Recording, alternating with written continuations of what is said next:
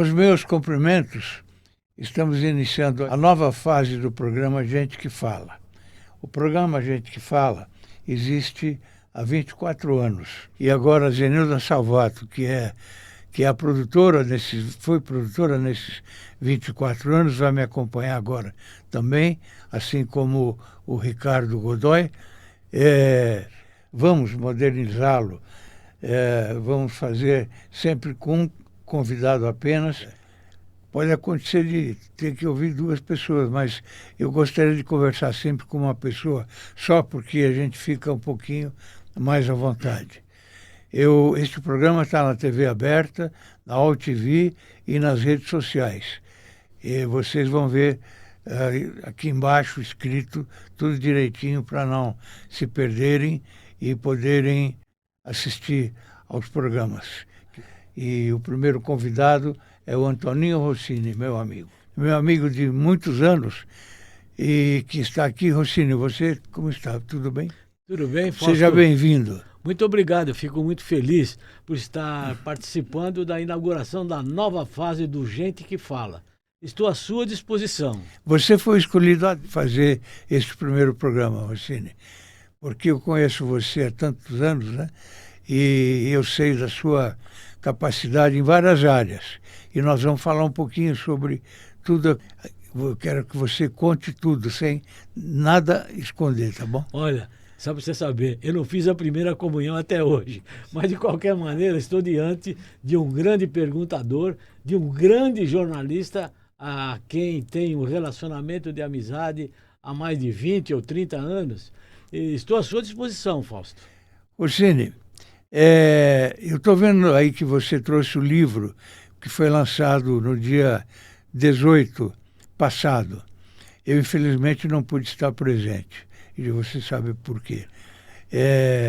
Queria que você falasse um pouquinho sobre o livro e aproveitando sobre a sua aventura, que acabou dando uma dor de cabeça tremenda para você, né, Rossini? Pois é, Fausto.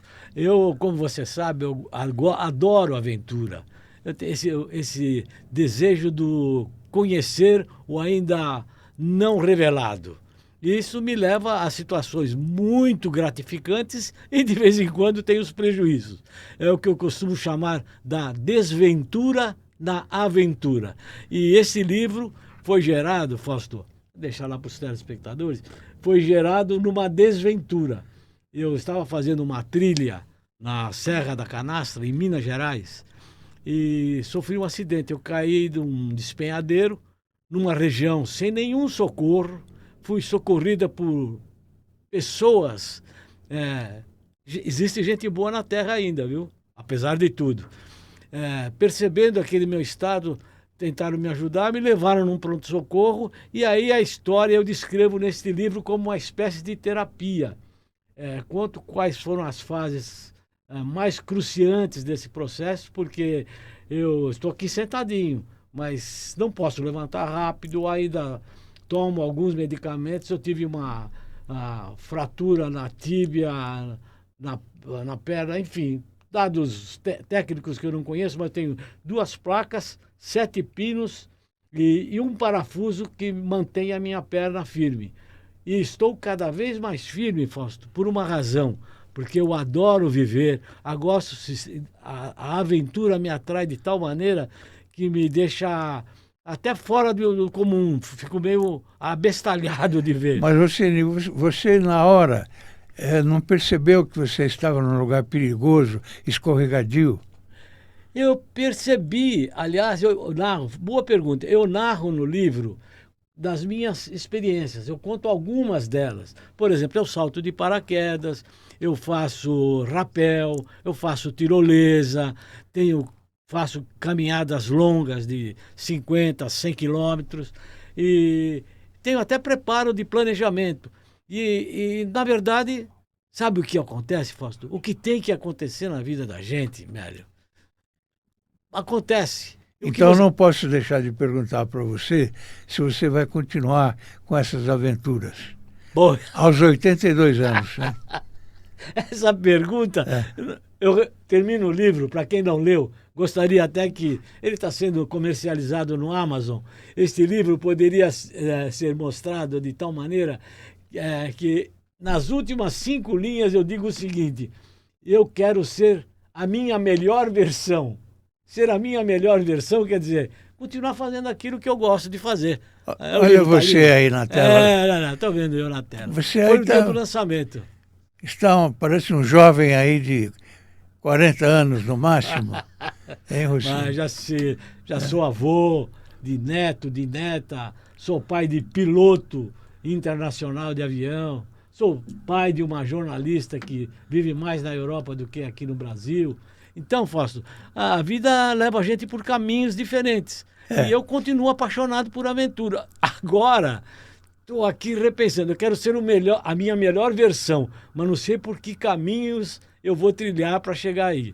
Mas vai continuar com as aventuras, então. E se eu não tiver aventura na minha frente, mesmo que seja de uma peraltice, eu acho que eu não vou conseguir viver Mesmo bem. que seja uma roda gigante, você sabe. Roda gigante? É. Claro, roda gigante. Eu fui recentemente àquela roda gigante, para quem não conhece, aqui em São Paulo tem um parque muito grande, um parque público muito grande, o Vila Lobos, e lá tem uma roda gigante espetacular. Já fui nela 2 vezes. Aquela emoção de ver a cidade lá de cima. Eu vou. Porque é um chamamento interior que eu tenho. Eu analiso nesse livro, para quem quiser acompanhar, o aspecto da importância do medo.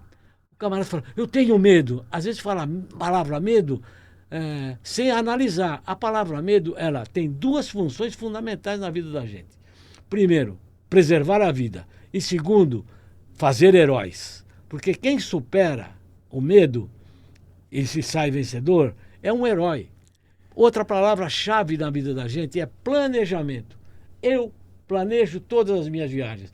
Eu gosto também de pescaria e faço pescarias anuais na Amazônia, no Araguaia, na Argentina. Então, dentro do meu equipamento de pesca, tem uma área específica de primeiros socorros.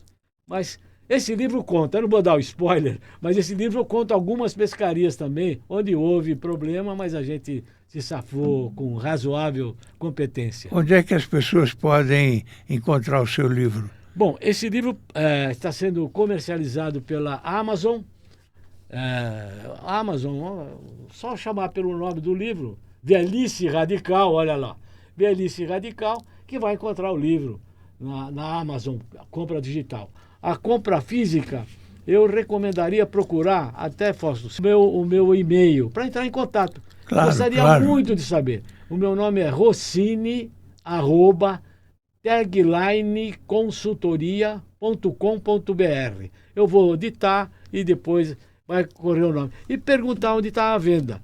Eu fiz uma tiragem razoável no lançamento. Foi um lançamento muito maravilhoso, porque eu tive a oportunidade de ver pessoas. Eu sei que tinha razão para não estar presente, mas foram pessoas que eu há tempos não encontrava. Foi uma festa maravilhosa e então estou feliz, voltei a trabalhar como jornalista. Hoje me dedico a fazer livro. Tenho uma editora há mais de 10 anos e eu tenho mais de 40 livros publicados. Alguns são de minha autoria e outros são livros contratados. Eu faço biografia. Inclusive eu fiz a sua biografia. Exatamente. Vivo esse mundo fantástico. Então eu sou um admirador. Você tem um parceiro seu no seu escritório chamado Ricardo? Tenho, Ricardo Godoy. Ricardo Godoy. Quando você e ele estiveram na minha casa para me visitar, eu estava num dos piores dias. Parecia que o mundo tinha desabado na minha cabeça. E quando vocês saíram, eu já era um outro camarada. Eu já sentia que não era bem assim, que eu tinha que voltar a reagir. Porque imagina ficar 40 dias de perna para o ar, sem poder encostar em lugar nenhum, toda ela protegida. Depois mais um tempão de cadeira de roda, depois mais um tempão de andador. E sem parar de fazer 3 fisioterapias por semana. E vocês foram lá, conversaram comigo, me deram um ânimo muito grande. Principalmente o Ricardo, né? Ricardo. Ricardo é espiritualista. Isso. Eu não sei se ele te falou, mas ele me passou uma mensagem tão otimista que eu não vou esquecer jamais. Esse livro é o resultado dessa história. Aqui eu conto também a questão da coragem, eu já falei do medo, mas eu vou detalhando assuntos que enriquecem esta obra, no sentido de que a pessoa precisa conhecer melhor a si própria. A velhice não deve ser um motivo para matar sonhos. Você pode adaptar sonhos depois de uma certa idade. O nome é instigante, velhice radical. Eu fiquei tão feliz quando eu descobri esse nome. E esse nome eu descobri numa das minhas peraltices, porque eu estava fazendo uma tirolesa, depois eu fui fazer um rapel, a mesma pessoa que me atendeu na tirolesa foi me atender no papel, no rapel, para me dar o uniforme. Ela falou: o senhor é um velhinho radical. Aí eu peguei, usei a ideia dela para botar o nome no livro. Detalho coisas da idade, detalho também certos prazeres que a gente consegue com a aventura. Um ânimo por isso, viu, Fausto? Rossini, eu aproveitando aqui para os nossos amigos que estão nos assistindo, você é bacharel em Direito, é administrador de empresas, formado também, diretor da editora Tagline, como você disse, e consultor em gestão de crises na área de comunicação. E amante dos esportes radicais. Então, eu pergunto para você, como é que está a sua vida hoje? Olha, em termos pessoais, de família, eu acho que nunca estive tão bem, sempre estive muito bem. Sou muito bem casado, casaria de novo com a minha mulher. Dona Estela. Dona Estela. Teria filhos como eu tenho, teria de novo, porque os dois só me dão alegria. Então, não tenho nada do que me queixar desse mundo. Apesar de que eu sentir, isso é uma questão pessoal, que a humanidade está esquecendo de Deus. Por isso é que nós estamos vivendo momentos atribulados, críticos, pessoas matando a troco de um anel de ouro. A vida humana parece que virou trapo. Mas, apesar de tudo, eu ainda sou otimista. Eu acho que o ser humano tem motivos para ser feliz. Eu vou te fazer uma pergunta espero que ninguém esteja ouvindo, tá bom? Aos 82 anos, você se considera um idoso? Eu me considero um idoso, mas um idoso gozador. Eu não consigo parar de ser feliz. Eu vou atrás dos meus sonhos. Aqui tem um texto que eu digo assim, ó, o que importa é realizar nossos sonhos. E eu sempre tenho sonhos. Então eu não paro. Eu sou idoso. Sim. Ele sempre foi assim, para cima, pensamento positivo, enfim. E aí está, é um jovem de 82 anos. Eu também tenho a mesma idade que você. Olha só a foto. Você saltando de paraquedas. Saltando de paraquedas. Estava um vento danado aí, Era hein? um vento danado e uma coisa eu digo, olha, quem entrar fizer esta experiência de salto de paraquedas, nunca mais esquece, em primeiro lugar. Segundo, prestar atenção porque vicia. A gente vê o mundo sob um novo paradigma e é espetacular. Rossini, esse acidente machucou você fisicamente. E a sua cabeça, como ficou? Bom, quando eu tive que passar um bom tempo de perna para o ar, cadeira de roda. Nesse período, o mundo parecia que tinha terminado para mim. Até um amigo meu, que é psicólogo, falou, eu não posso ter você como meu cliente porque nós somos amigos, mas eu recomendaria que você passasse por um trabalho de psicologia, houvesse um atendimento para você apagar. Porque até hoje, Fausto, eu acordo de vez em quando com alguns pensamentos, vendo rolar na pedra, vendo me machucar, vendo a minha perna pendurada. Essa cena, tô arrepiado. Eu lembro dela até hoje. Mas tomei uma decisão. Aos 80 e tantos anos de idade, eu acredito, respeito, porque é uma ciência, a psicologia é importante, mas aos 82 anos, quem pode ser o meu psicólogo sem ser eu mesmo? Ninguém. Eu sou o meu psicólogo. Então, eu estou me autotratando, fazendo livro, fazendo palestra, conversando com amigos, como agora. Agora estou conversando com você, Fausto. Sim. Estou sentindo um prazer enorme. Então, com isso, eu consigo apagar esse sofrimento. Eu nessa área sou mais ou menos igual a você, né? E as pessoas dizem para mim que eu estou sempre me reinventando. Então, você é assim. Você pode acreditar que hoje eu estou me reinventando outra vez. E vamos tocar esse programa podcast diariamente, de segunda a sexta-feira. Eu não tenho dúvida nenhuma, Fausto, porque você é um homem de sucesso. Você sempre foi muito trabalhador. Eu me lembro da biografia que você publicou e que eu fui um dos responsáveis, do seu cuidado de contar a sua história. Nos originais do texto que você me mandou, há passagens que só alguém com muita atenção, com a memória em dia, poderia fazer. Então, meu amigo, nós somos uma geração em extinção, sim, mas nós vamos fazer história. Isso não tenho dúvida nenhuma. Vamos fazer uma comparação na área de comunicação, hoje e em tempos idos. O que você me diz sobre isso? Olha, vou pensar 3 vezes para não arrumar inimigo, mas eu acho que o jornalismo mudou muito, Fausto. Para melhor ou para pior? Para pior. Para pior, substancialmente pior. Por quê? Porque eu tenho uma história que até eu considero que esse livro não é uma biografia, ele é um recorte da minha vida. Um recorte específico de um acidente e por que eu sou apaixonado por acidente e aqui. Mas a minha vida, eu comecei a estudar Direito pagando o meu curso de Direito com o que eu ganhava na Rádio Nacional. E fazia simultaneamente cobertura para o Diário Popular. Então, eu fui forjado, sabe, num dia a dia de labor, de trabalho.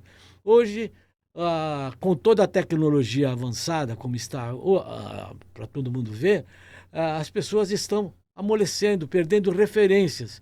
Isso prejudica. O jornalismo hoje é superficial. O sujeito pega, abre o computador, abre o celular, lê 3 linhas e pensa que já conhece tudo. E não é verdade. Não se prepara. Não é verdade. O fato ali, o computador, o celular, eles cumprem uma função. Mas, na verdade, o jornalismo é muito mais aprofundado. O jornalismo é um elemento componente da história da humanidade. Se não tivesse alguém contando o que ocorreu no mundo, nós não saberíamos nada. Estou lembrando de uma frase que o Alexandre Kadunki usava. Nós, os jornalistas, anunciaremos o fim do mundo. O fim do mundo, aí está aí. O que o jornalismo não deu, ninguém sabe o que aconteceu. Outra história. Mas também. Eu acho que isso que está acontecendo hoje, na área de comunicação, principalmente, as pessoas mais velhas estão sendo demitidas porque eles contratam gente por um valor mais baixo. Isso está acontecendo visivelmente, e a gente sabe, é só dar uma olhadinha nas televisões, na Globo, na Bandeirantes, na TV Record, são pessoas novas que entram ganhando menos. Bom, esse é um fator econômico que faz parte do negócio. Agora, o grave é que esses garotos... Eu um dia fui garoto, entrei numa redação sem saber nada. Eu fui admitido por sorte, por insistência. Mas mesmo garoto, eu me esforcei para subir na vida como você.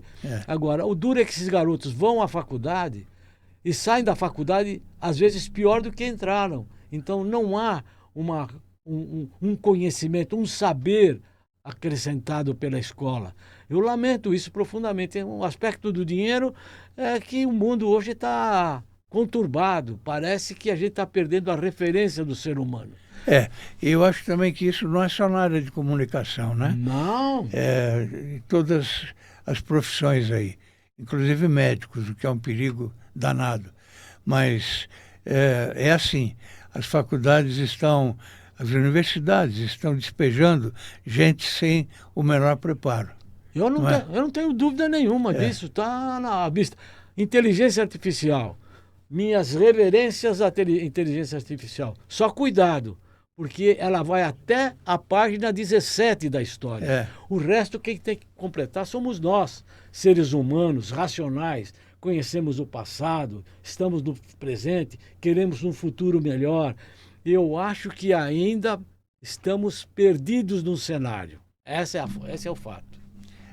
A inteligência artificial, do meu ponto de vista, ela pode ser muito boa para todos nós, mas também pode ser ruim, não é? Eu vejo alguns jovens que precisam escrever alguma coisa, eles conversam com o Google, por exemplo, e fazem a pergunta, o Google responde tudo. Então, essa pessoa não vai procurar se informar melhor para fazer uma entrevista, entendeu? Bom, o fato é que hoje, nem tanto hoje, mas no começo, quando saiu a inteligência artificial, eu fiz uma brincadeira com a máquina. Eu coloquei meu nome e pedi as minhas referências. Disseram que eu tinha tantos anos, que morava num tal país e que era alfaiate. Quer dizer, eu falei, pô, então tem outro que... Não tinha nada a ver com você. Nada comigo. Aí eu fui entendendo que é um processo que a máquina está se ajustando.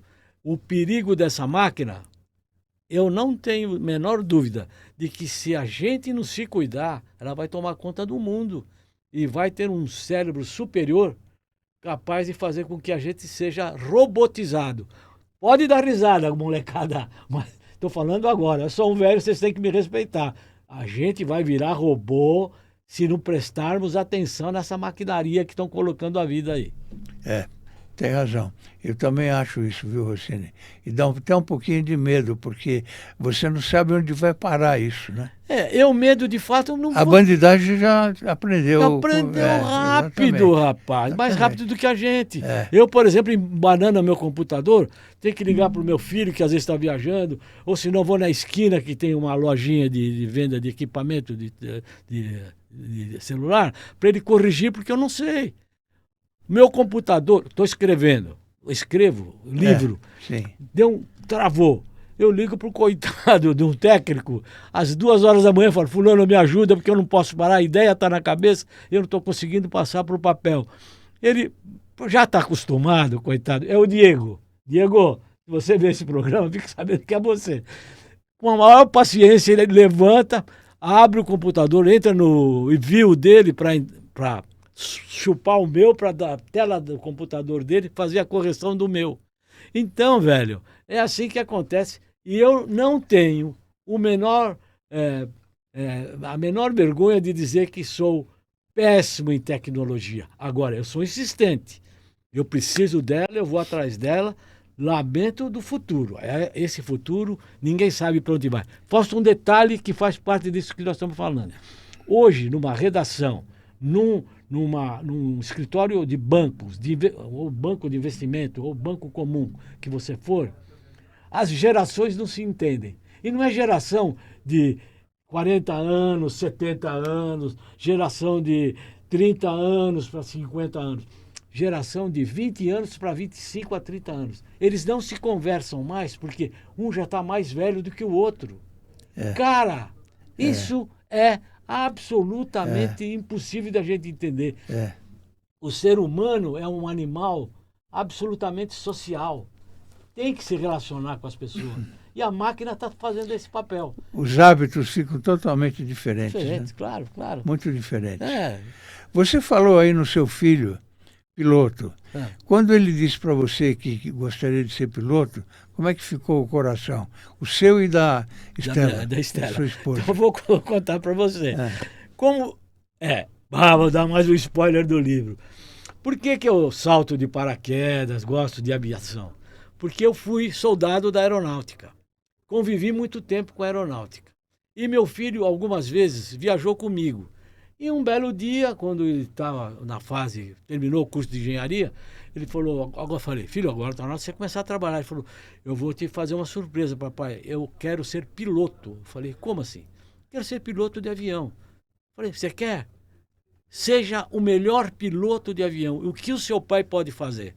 Ele abraçou, chorou, falou, poxa, pensava que você fosse ficar chateado, porque você acabou de pagar um curso de engenharia para mim e eu quero ser piloto. Eu falei, não, você é piloto, graças a Deus, é engenheiro, graças a Deus, vai ser piloto, seja o melhor, o que precisa?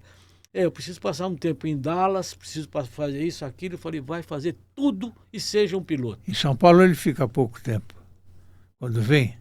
Ele é viagem internacional, ele fica 2 dias em São Paulo e 5 dias viajando.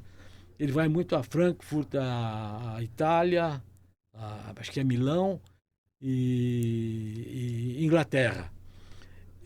3 dias de viagem, 4, e depois fica 2 dias em casa até chegar um período. Não é uma vida fácil, não. Não, não é. E outra coisa, também é outro louco aventureiro. Por quê? Foi morar na praia. Então ele não vem para São Paulo com a família, a família dele mora na praia. Ele sai de lá, descansa um pouco, pega a prancha dele e vai para o mar fazer surf. Então, no começo eu achei tudo muito estranho, porque meu pai era um homem metalúrgico e teve sacrifício para sustentar 2 filhos. E eu agora, quando penso nisso, falo, poxa, que legal, meu filho pôde fazer tudo o que ele quis sem levar os sustos que eu levei na minha vida. Então, hoje a gente encara com certa normalidade. Nós passamos por muitos sustos, né? Muitos. Eu trabalhei muitos anos em televisão, né? Como você sabe, né, Rossini? TV Globo, Rádio Bandeirantes, TV Record, enfim, Rádio Nacional, que você citou agora há pouco. Trabalhei na Bandeirantes. A Rádio Nacional eu nem sabia que você tinha estado lá. Acho que nós não... trabalhei no tempo do James Rubio. Comigo também. Mas eram vários horários, né? Trabalhei o lá. Espanholito, né? Espanholito. James Rubio. E da Rádio Nacional é que eu fui para TV Globo. Entendeu? E aí fui ser redator do programa Hoje. Nossa, belo, o melhor programa da rádio. Daí passei a ser editor desse telejornal. E, para minha surpresa, um dia eu fui para o Rio de Janeiro, o Paulo Mansur, falecido, infelizmente. Paulo Mário Mansur. Paulo Mário da Cunha Mansur. Ele, no avião, disse para mim, você sabe o motivo da viagem sua para o Rio de Janeiro? Eu falei, não sei. Você não me falou nada. Então eu vou falar agora, você vai assumir o Jornal Nacional em São Paulo. Na época, o jornal entrava ao vivo aqui em São Paulo, né? O apresentador era o Ferreira Martins, que participa conosco dos almoços da Academia de Jornalismo, né? Então, depois andei em política e tal, mas não estou aqui para falar de mim, não. Eu quero saber de você. Como foi a sua trajetória na área de comunicação? Bom, Fausto, você foi da Bandeirantes um tempo? Fui da Bandeirantes. Tinha boletins? 19 anos na Bandeirantes. Fazia boletins sobre propaganda. É assim. Eu queria ser jornalista e foi uma descoberta do meu professor no tempo de ginásio. Ele mandava fazer um trabalho, lição de casa. Hoje, não sei se os garotos sabem, fazer lição de casa. E a lição de casa era ler um livro chamado Juca Mulato. É uma obra do Menotti del Picchia. E fui fazer, escrevi. 3 dias depois, o professor chamou os alunos para apresentar cada um o seu trabalho, e tinha que ser em 25 linhas. Ele deu algumas e me chamou, falou, quero que você leia a sua. Eu falei, fiz alguma coisa errada? O professor falou, não, você é o aluno que melhor escreve na sala de aula. E eu percebia porque eu tinha boas notas. Aí, o professor chamou, olha, aqui o fulano vai ler o trabalho dele, que recebeu nota 10. E eu, todo acanhadinho, li e falei, será que eu estou sendo leal comigo? Por quê? Porque eu era um sujeito que lia jornal velho, que lia livro, que tudo que eu lia, depois eu pegava num caderno e interpretava a minha leitura e jogava fora. Era por prazer. Então eu já nasci com esse professor descobrindo que eu seria jornalista. E fiz o jornalzinho do ginásio, depois fui trabalhar num jornal, quem vê este livro vai ter, tem até uma foto, do jornal chamado Jornal Democrático. Era um combate democrático, um jornal político, na época da Revolução. O jornal foi fechado, acabou tudo, não recebi dinheiro, passei momentos difíceis, e depois me encontrei com um sujeito chamado João Batista Lemos, que você deve se lembrar. Sim, claro. Grande jornalista. Ele fazia o jornal do Calil Filho. E cheguei lá, pedi emprego. Ele falou, mas por que você acha que você é jornalista? Eu falei, porque eu escrevia na escola, fiz o jornal da escola, e eu queria uma chance. Ele falou, olha, hoje morreu o Jawaharlal Nehru, que era um líder indiano. Sim. Eu queria que você escrevesse 13 linhas. Tem ali um monte de informação para você escrever. 13 linhas para televisão, você é homem de televisão, sim, você sabe, é um espaço grande. E cheguei lá, escrevi, suei, transpirei, babei, falei, tá aqui, senhor Lemos. Ele falou, deixa aí que depois eu leio. E fui para casa ver o bendito jornal do Calil Filho, que foi um grande jornalista. E fiquei lá, nada, não falou uma palavra do que eu tinha escrito. Eu falei, pô, tô condenado. Vou ter que ser engraxate, alfaiate, qualquer coisa, porque não usou. No dia seguinte, a Liba Friedman, que você deve conhecer, muito bem, uma grande jornalista, me ligou dizendo, Rossini, o Lemos quer falar com você. Eu voltei lá. Ele falou, olha, você não escreve mal. Só que numa redação de loucos, como eu dirijo, você não vai pegar a mão. Aqui só tem louco. Tudo trabalha em cima da hora, tudo fumando, babando. Não tem condição. Vai na Rádio Nacional, que eu falei com o Paulo Mário, ele vai te dar um emprego de rádio escuta. Lá você vai pegar a mão, lá você vai saber o que é jornalismo. E ele foi abençoado por Deus. Fumava um cigarro atrás do outro, era um louco. Paulo Mário me deu um emprego, comecei a trabalhar na Rádio Escuta, peguei a mão, depois fui fazer trabalho para a Última Hora, que foi um grande jornal.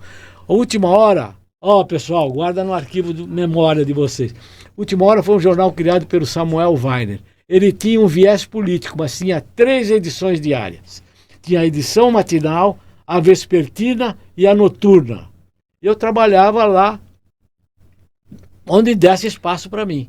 Então, nesse período foi que eu fui pegando a mão do jornalismo. Aí vieram outros empregos. Aí fui trabalhar na Rádio Nacional, que hoje é a CBN. Aí eu fui trabalhar... Aí trabalhava também ajudando no jornal do Canal 5, que na época era o Canal 5, que era apresentado por Luiz Lopes Correia. Não sei se você se lembra. Luiz Lopes Correia. E aí fui engatando, fazendo, trabalhando... E virei um jornalista. 1 minuto para os comerciais. 1 minuto para os comerciais, depois do dedinho dele. E apontava o dedo. E usava gravata borboleta. Gravata borboleta, grande cara. Eu cheguei a escrever para ele na Globo também. Foi assim, foi essa a minha carreira. Isso já são... Aliás, perdão, eu nunca fiz outra coisa na minha vida que não fosse ler e escrever. Nada. Sempre lendo, escrevendo. E eu com 82 anos, então não posso ter queixa de nada não, Fausto. E você agora está com algum projeto novo? Como é que está a sua vida? Eu nunca paro, né?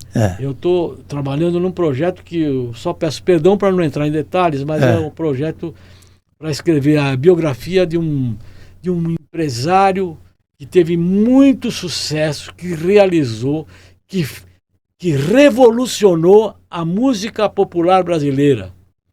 E hoje vive do INSS e de poucas fontes de rendas que restaram. Sim. Ele foi ludibriado, enganado, ou ele próprio não soube administrar. Tem muita gente nessas condições. Não soube administrar e ficou nessa situação. Então eu estou preparando a biografia dele com muito cuidado, com muita atenção, porque eu acho que vai ser uma biografia importante para o mercado radiofônico do Brasil.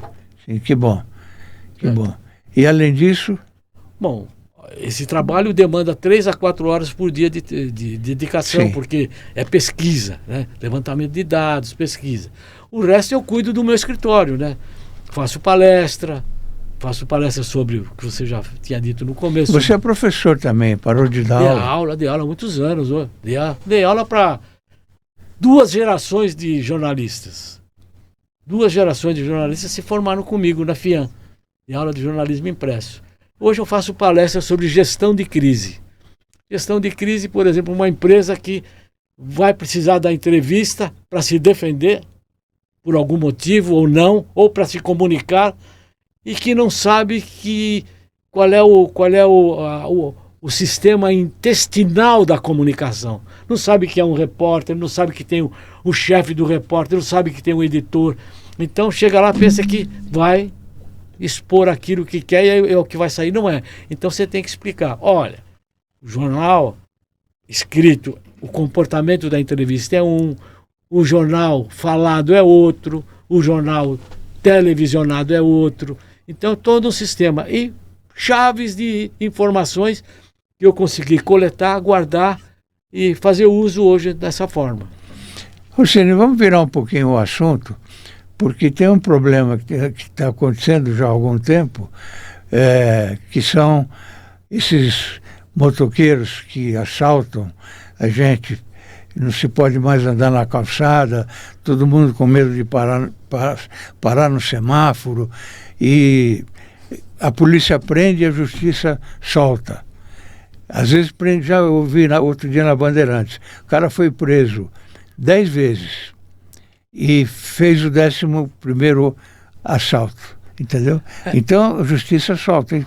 Como vamos ficar? Bom, como será a vida daqui para frente? Bom, esse fenômeno não é um fenômeno exclusivamente brasileiro. Não, não é. É um fenômeno mundial. Exatamente. Agora, o Brasil tem as suas nuances. Aqui, historicamente, é um país que foi criado, surgiu, resultante de uma briga na Europa com italianos, com portugueses e espanhóis. Então, conquistaram o Brasil. Os primeiros habitantes do Brasil, com exclusão dos índios, eram pessoas que vinham degredadas. Cumpriam pena lá, ou se não cumpriam pena lá, vinham ficar no Brasil. Isso, de certo modo, se enraigou. Então, partimos dessa premissa que é elementar de 560 anos. Agora, o que está acontecendo nesse momento é um distanciamento entre a legislação e a vida das pessoas, do cidadão. O poder está na mão de pessoas erradas, pessoas que estão apaixonadas pelo dinheiro, pelo aparecimento, para ter um sentido mais integral da sua potencialidade. Então não funciona. O que precisaria acontecer no Brasil é começar de novo. Acabar. Bandidagem aqui é comum. Por exemplo, nós estamos próximo da Avenida Paulista. Muita gente vem para cá sem aliança. Imagina tirar uma vida por causa de uma aliança, Fausto. E tiram. Como tirou? E no dia seguinte a pessoa está solta. Porque a legislação é fraca. Porque a legislação, além de ser fraca, tem um problema. Os vícios dos processos. O sujeito é julgado depois de uma carrada de tempo passado. Então não funciona. Aí nós precisaríamos recomeçar. E eu não, nesse aspecto, eu sou pessimista. Eu acho que o Brasil vai demorar para se enquadrar. Bom, eu estou vendo que a bandidagem agora foi segmentada. Você tem os bandos que roubam caminhões, você tem os bandos que roubam celulares, você tem os bandos que roubam joias. Eu, infelizmente, passei recentemente por um assalto desse tipo. Tanto que eu ando, nem aliança eu uso mais. E não vejo, não vejo o futuro como uma coisa boa, sabe? Porque como é que vão parar esse pessoal? Um moleque com 14, 15 anos, ele ganha muito mais dinheiro roubando do que trabalhando em algum lugar. Outro dia eu li uma historinha de um garoto que estava sendo autuado. O policial, da forma dele, até grosseiramente, segurava o garoto dizendo: essa é a 5ª vez que já te prendo, eu não sei o quê. Então ele falou: sabe o que é, doutor? Sabe o que é? É que quando eu arrumo um emprego sério, o dono do estabelecimento que me emprega recebe um aviso que eu sou marginal. Então eu sou dispensado. Já que eu sou dispensado para ganhar um salário que não corresponde à minha necessidade, eu volto para a bandidagem. Então, é um círculo vicioso. Sim. Nós estamos totalmente envolvidos nesse círculo Não vicioso. sabemos onde vai parar isso. Não, ninguém sabe. Temos a menor ideia. Ninguém sabe. Daqui 10 anos, 15 anos, já, né? Agora estamos você às portas aí. Falamos sobre, olha, Mergulho na História, que é o livro que você editou para mim, que nós lançamos. Eu fiquei muito feliz com o seu trabalho na edição do livro e te agradeço publicamente por isso. Eu acho que meu grande trabalho, o maior trabalho no ano passado foi exatamente o livro, que, modéstia à parte, fez um grande sucesso. Você também não pôde estar presente no lançamento, mas foi muita gente. Eu fiz ali no Nacional Clube, foi muita gente. Eu revi muitos amigos também. E obrigado pela dedicação que você teve com o meu trabalho, com a minha obra, né? Agora as pessoas me chamam de escritor, brincando comigo, né? Eu fiz uma autobiografia, não sou escritor. Mas você gosta de participar de assessoria quando a empresa está em crise. Como é que é essa história? Essa história é o seguinte, não é coisa nova. Isso já existe nos Estados Unidos há mais de 100 anos. Toda empresa, por algum motivo, passa por uma período ruim, não é? Situação difícil. É. Eu cuidei de um caso, até posso contar porque já faz algum tempo e esse não tem nenhum compromisso. Alguém descobriu dentro de uma lata de um produto deles alguns fios de pelo de rato e moveram uma ação contra a empresa. A empresa muito séria, antiga no mercado, e foi acionada e tinha que prestar declaração. Criou-se todo um cenário jurídico em cima que os coitados dos donos eram tomateiros, chuchuzeiros, viviam no mato, resolveram montar uma fábrica, mas essa fábrica foi crescendo, virou um negócio grandioso, e diante dessa situação, o que fazer? Contrataram um advogado, o advogado falou, olha, vocês precisam falar isso, quando forem chamados. Mas, doutora, eu não vou saber falar isso, eu não entendo como é que é isso. Aí, um advogado, meu amigo, falou, dá para você dar uma mão para eles? Fui conversar com eles no interior de São Paulo e fiz um cenário, montei um cenário. Falei, olha, quais são as perguntas clássicas? São estas. Vamos responder. Você vai responder isso assim, assim, assim. Tem alguma mentira? Não tem mentira, mas eu também não sei falar isso. Então nós vamos treinar, você vai falar. É como se prepara alguém para uma peça de teatro, com um ator para interpretar devidamente um caso. Não um ator no sentido pejorativo, eu digo no sentido de interpretar aquela situação. Então é um treinamento que se faz. Tem para enfrentar a imprensa, tem para enfrentar um juiz. Agora mesmo, se você ligar a televisão, nesse cenário de Bolsonaro e STF, você vê lá, aquilo tudo sofreu um processo de treinamento mesmo para comunicação. Se não tiver um processo de treinamento de comunicação, não há como se livrar. Os advogados estão lá para proteger, por exemplo, o caso do grupo do ex-presidente Bolsonaro. Mas ninguém está dizendo que nada daquilo foi cometido, porque os filmes mostraram, arrebentaram a parede, arrebentaram o relógio histórico. Então não dá para fazer. O que se precisa fazer é descaracterizar algumas situações que, de fato, às vezes não fazem parte daquele cenário. Então esse é um trabalho muito delicado, muito respeitado. Eu agora estou participando de uma série de reuniões de uma empresa que está se dedicando a resgatar marcas X, marca conhecida que está desaparecendo. De verdade, a marca está desaparecendo porque ela não se habituou com a nova linguagem da comunicação. Hoje um comercial de televisão não é mais de 30 segundos. Se descaracterizou. Então, um anúncio não tem mais. Você não pega uma revista para ver um anúncio. O jornal não tem mais anúncio, poucos, só de varejo, para vender carro, essas coisas.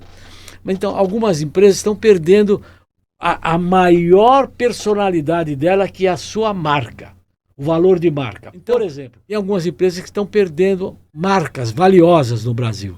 E essa empresa, essa indústria, esse grupo de escritório formado por 2 garotos formados na Universidade de Colômbia, nos Estados Unidos, um advogado, aí uma psicóloga, acho. E eu estou me reunindo com eles para criar uma estratégia no sentido de fazer com que essas marcas reconquistem os seus valores ou não percam mais do que já perderam os seus valores. Esse é um trabalho também voltado para esse treinamento. É fundamental. Cine, o que você acha que é a felicidade? Cara, felicidade é um negócio misterioso. Eu já ouvi falar, já vi várias definições de felicidade. Algumas não. Qual é a sua? Não, deixa eu explicar para chegar lá. Num primeiro momento eu concordo. Falo, poxa, esse cara pensou direito sobre felicidade. Outro, não, olha, precisa acontecer, precisa realizar um sonho para a pessoa ser feliz. A felicidade é fugaz. Ela acontece assim, ó. Se você não for feliz naquela mudança de chave, você não sabe o que é felicidade. E se você fosse um homem feliz 24 horas por dia, você não saberia valorizar a importância da felicidade. Sim, claro. Ela é rápida. E ela como é, não sei. O que eu sei é o que vai no meu coração. Às vezes eu estou mais alegre, às vezes eu estou muito alegre, mas eu, como diria, rodeio a felicidade sempre que posso. E sei que ela é rápida. Ela é rápida. Cine, eu deixei de fazer alguma pergunta que você gostaria de falar? Não, eu estou muito feliz, Fausto. Eu sou um chorão, aí daqui a pouco eu vou chorar. Mas é o seguinte, é que você está tendo a oportunidade de ser feliz num programa novo, num horário novo, para uma nova plateia, para um novo tipo de espectador, de ouvinte, de pessoas fiéis ao seu trabalho. Então, a sua felicidade é a minha felicidade. Eu acho que você merece isso porque você é um batalhador. Talvez, se não fosse um homem como você, com a alma que você tem, você já teria parado e se conformado com tudo que você já fez. Fez um livro, provavelmente plantou uma árvore, fez tudo o que queria, e, no entanto, está aqui trabalhando, mostrando sua força. Gente, este é o Fausto Camunha. Não estou jogando confete não, mas é uma pessoa que eu conheço há mais de 30 anos e todos os momentos que a gente teve juntos foi sempre momentos agradáveis. Então, Fausto, eu te desejo o melhor. Esse programa se consolide, que você cresça, porque vai te dar mais alegria e mais a bendita felicidade. Obrigado, Rossini, mas eu quero saber mais uma coisa. O que você faz com o hobby? Que hobby você tem? O hobby, todos os meus estão girando em torno da aventura. Sou um aventura.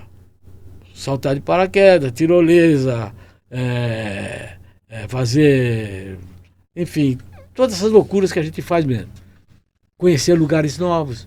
Agora, ultimamente, por causa dessa fase que eu ainda me encontro de recuperação, eu estou resgatando um hábito curioso. De colecionar pedra. Pedra? Pedra.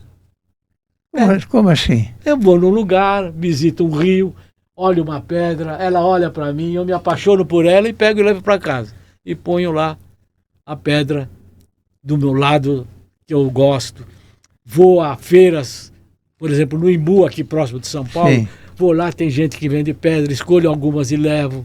Sou um colecionador de pedra. Olha... mas já que você puxou nesse assunto, deixa eu contar um legal. Legal. Eu escrevi um livro, muitos anos atrás, de um velho navegador que eu encontrei na barranca do Rio Araguaia. E ele estava navegando numa canoa a remo, toda arrebentada.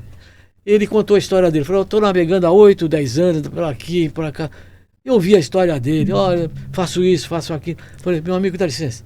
ou você é um mentiroso ou sua história dá um livro. Ele falou, não, eu vim aqui porque o meu mentor espiritual pediu para eu aportar a minha canoa aqui. Eu estava lá na ilha do Bananal, ele pediu que eu descesse até aqui, porque eu ia encontrar quem escreveu o livro. E é você. Falei, bom, tudo bem, mas qual é o seu nome? Qual é o seu endereço? Peguei os dados e fiz o livro dele. Quando eu voltei, a primeira vez que eu fui, eu encontrei uma pedra apaixonante, bonitinha, gostosinha de pegar. Falei, vou levar. E todo o tempo que eu escrevi esse livro, essa pedra ficou do meu lado. No lançamento desse livro, que eu lancei na Academia Tocantinense de Letras, quando eu fiz o lançamento, levei a pedra. E os jornalistas, Rossini, você agora virou pedra? Eu falei, não, essa pedra tem que estar aqui, porque ela é a maior testemunha dessa história. Eu me encontrei com ela na margem do Araguaia, quando eu vi pela primeira vez o entrevistado, o Aladir. O livro chama-se Além dos Rios. Tem na Amazon também, viu? E carreguei essa pedra e ela tinha o direito de estar comigo aqui. Então, mas tenho várias. Nesse livro aqui, por exemplo, eu mostro duas que eu trouxe do Peru, que não são pedras. Tem formato de pedra, mas é pedaço de meteorito. Que se discute até hoje sobre isso. Então, estou brincando com as pedras. Eu até digo que parei um pouquinho com a pedra, mas a pedra está me dando um ajuste. Você não estava procurando pedra no despenhadeiro lá de onde você caiu, né? Não! Não, rapaz, não tinha pedra, tinha árvore, tinha mato. Eu vejo o mato caindo na minha cabeça. Era uma trilha ruim, muito mal feita e tinha chovido. Você foi de teimoso mesmo? Fui de teimoso. Pronto, acabou e acabou. E tem que admitir. E fui, mas está tudo bem. Paciência. Mas você está bem hoje, está inteirão, está com a cabeça boa. Me deu o prazer de fazer o primeiro programa do nosso podcast do Gente que Fala. Fiquei muito feliz com isso. Eu tenho grande admiração por você, sempre tive. Trabalhamos juntos em alguns momentos da vida. E olha, pessoal, vocês acabaram de conhecer um pouquinho mais sobre o Antoninho Rossini. Essa figura maravilhosa, trabalhador, com muito talento, amigo dos amigos, uma pessoa elogiável. Então, Rossini, mas temos algum tempinho ainda aí para mais uns 5 minutinhos, 6 minutinhos, temos ainda para falar. Você tem alguma coisa para falar para o nosso telespectador? Então, o que eu posso dizer é que eu estou feliz por estar inaugurando a sua nova fase e que dividir com você um podcast com uma qualidade como esse só me deixa feliz. Eu espero que você continue na sua batalha, na sua luta, conquistando. E da minha parte, eu quero que Deus continue me iluminando e tira um pouquinho de alguns fantasmas que às vezes se aproximam de mim, porque eu quero voltar a fazer tudo o que eu fazia antes. E vou, Fausto, vou fazer. Tem algum aprendizado que você considera importante na sua trajetória? Tenho. O respeito, coisa que muito raramente se vê hoje. O respeito, a dedicação. Hoje ninguém respeita mais ninguém. Não. A leniência é uma palavra que todo mundo diz, mas eu tomo a liberdade de tentar mostrar, de dizer o que é leniência. Leniência é compreender a situação que você está e se adaptar a ela, porque você não será capaz nunca de mudar. Então, a leniência é fundamental. A gente falou de bandido assaltando. Se a gente não se adaptar com leniência a essa situação, a gente morre antes do bandido chegar até a gente. Então, respeito, construção, dedicação, leniência, perseverança. Parece que tudo acabou. Não acabou. Tem mais um capítulo que vai ocorrer. Então, é isso que eu acho fundamental. Eu batalho assim, às vezes intuitivamente. Não é nada só de leitura, não. Eu sou o cara que lê 24 horas por dia. Mas não é por intuição mesmo. Todo mundo dizia, depois do Covid, que as pessoas estariam melhores. E eu acho que foi o contrário, porque você pode observar, eu observo muito isso, no elevador, você está no elevador, entra uma pessoa, o cara não te fala bom dia, boa tarde, boa noite, se desse não fala obrigado, se não, sabe, não é, antigamente eu acho que as pessoas eram mais bem educadas, né? E hoje está um pouquinho diferente. Mas tá a gente diferente. percebe muito bem isso. Está diferente e não tem muita relação com o Covid, não. Tem relação com a própria vida. A vida está triste. Esquecendo de Deus. As pessoas hoje estão abandonando religião, estão abandonando a fé. Essas festas de periferia, de raves por aí, é tudo uma fuga para um caminho que ninguém sabe onde vai dar. Tortuoso. Eu prefiro dizer que ninguém sabe onde vai dar. Então, isso não. Você tem que primeiro ter leniência. Esse camarada, essa mulher, esse homem que não te cumprimentou, não é porque ele não te queira bem, né? Você é indiferente para ele. É porque você tem que ter leniência. É um espírito vagante. Vai fazer o quê? Acontece comigo também. Acontece comigo. Eu vejo isso todos os dias. Mas relevo e vou vivendo. Eu pergunto muito para quando vejo uma pessoa fazendo limpeza em algum lugar que eu esteja, pode ser um hospital, um restaurante, em algum lugar. Eu pergunto se as pessoas cumprimentam. E as respostas são sempre assim, não fazem questão nenhuma de me cumprimentar. É a pessoa invisível. Entendeu? Pessoa invisível. Rossini, agora acabamos mesmo com o programa, fiquei muito feliz. Eu torço para a sua felicidade. Nós temos a mesma idade, né, Rossini? 82. Eu sou de janeiro. Você é de agosto. Você é de agosto. Igual. Eu gostei imensamente de você estar aqui comigo e contar um pouquinho da sua história, que é brilhantíssima história. Muito legal mesmo. Fiquei muito contente, muito feliz. Manda um abraço para a Estela e você virá ainda outras vezes, porque eu sei que você ainda tem muita coisa para falar. Tá bom? Muito obrigado. Muito obrigado. E para o telespectador, eu tenho que dizer que o Gente que Fala será sempre dessa forma. Eu vou falar sobre vários assuntos, mas principalmente falar sobre a pessoa que está à minha frente, para ela que conte algumas coisas que ninguém sabe a respeito. Não é? Você vê um político, qualquer político, como é a vida dele, como é o que ele faz, qual é o hobby dele, ele consegue dormir de noite, entendeu? Coisas desse tipo. Bem pra caramba. Então, muito obrigado, Rossini, pela sua presença aqui. Muito obrigado. E até a próxima. E muito obrigado também para vocês. Muito obrigado.